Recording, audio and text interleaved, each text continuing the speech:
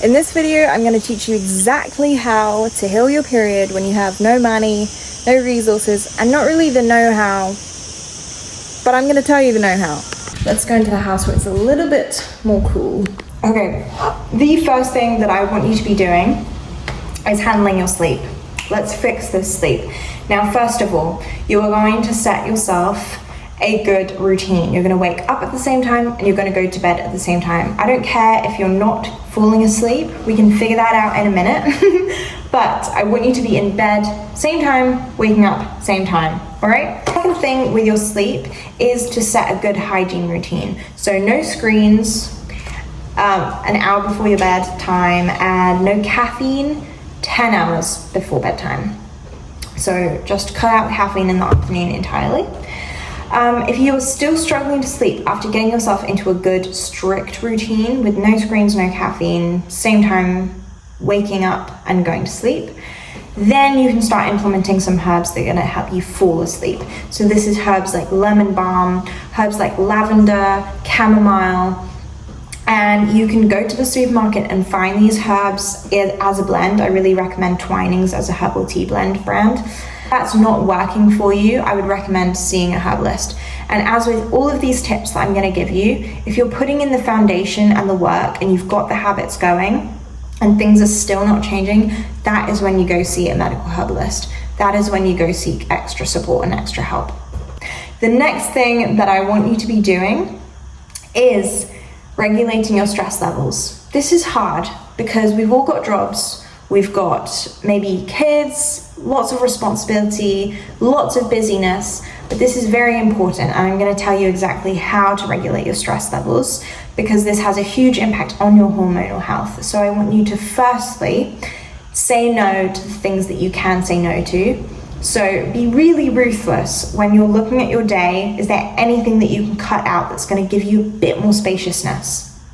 The second thing that you can do is set good boundaries with people. So say no to people when you can, when it's appropriate.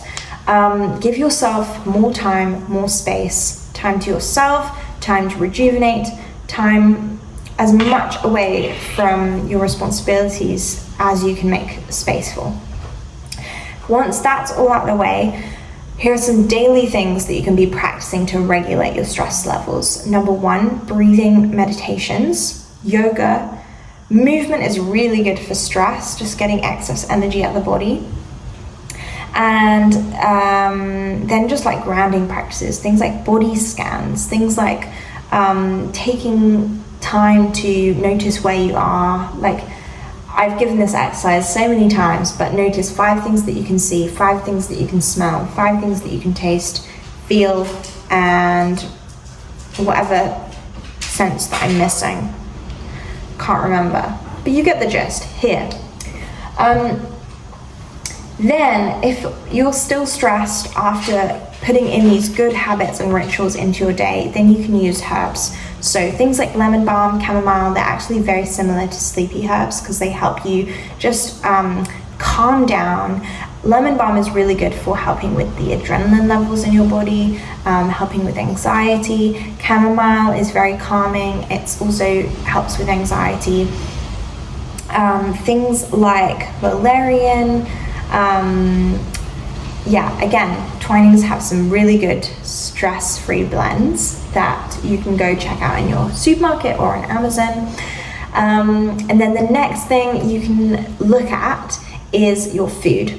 So we have 4 different phases in our cycle, and this is split up into your period, which is week 1, the follicular phase, which is week 2, the ovulatory phase, which is week 3, and your luteal phase, the week before your period, week 4. So the week before your period and the week of your period, you have less energy, you need more calories, you have a higher need for things like carbohydrates. So warming foods, you can eat a lot more. Studies show that women actually tend to eat around 300 calories more in general in these weeks. And focus on foods that are going to nourish you, soups, curries, dal, things that are just very nourishing and warming. And then on the other 2 weeks, so the week after your period and the week around ovulation, is when you actually need more energy, more protein, and you can actually afford to have longer in between meal times and longer fasting periods. So what I mean by that is, say for instance, you usually start eating at 8 in the morning and finish eating at like 7 or 8 in the evening. Around the follicular phase and the ovulatory phase, you can actually shrink your eating a little bit, because that helps regulate your insulin levels. It's going to really help to support cellular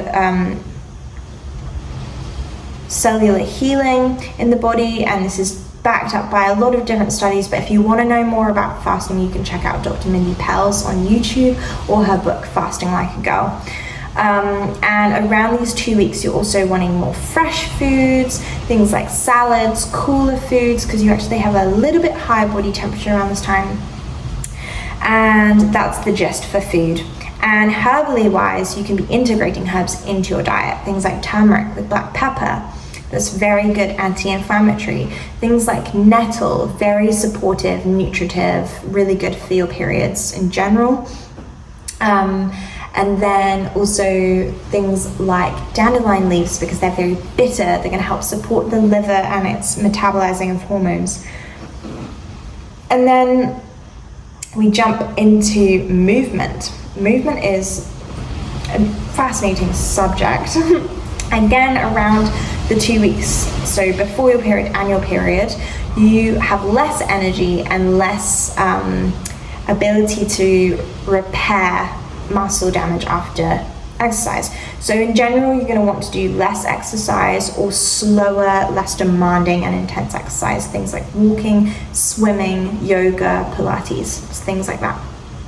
And then as your energy is rising, as your hormones are rising in the follicular phase after your period and ovulatory phase, this is when you can up the intensity of your workouts, a bit more strength training perhaps, HIIT, running, things that demand a little bit more from your body, because estrogen is a fantastic support for muscle recovery and exercise in general.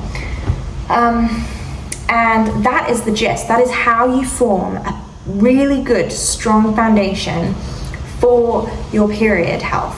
And once you've got that foundation in place, that is when you can really start to see changes happen with your hormones.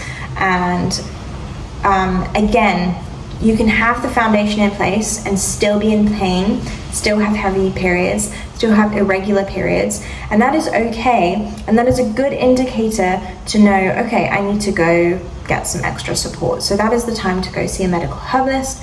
It's maybe a time to go see your gynecologist, get your hormones checked.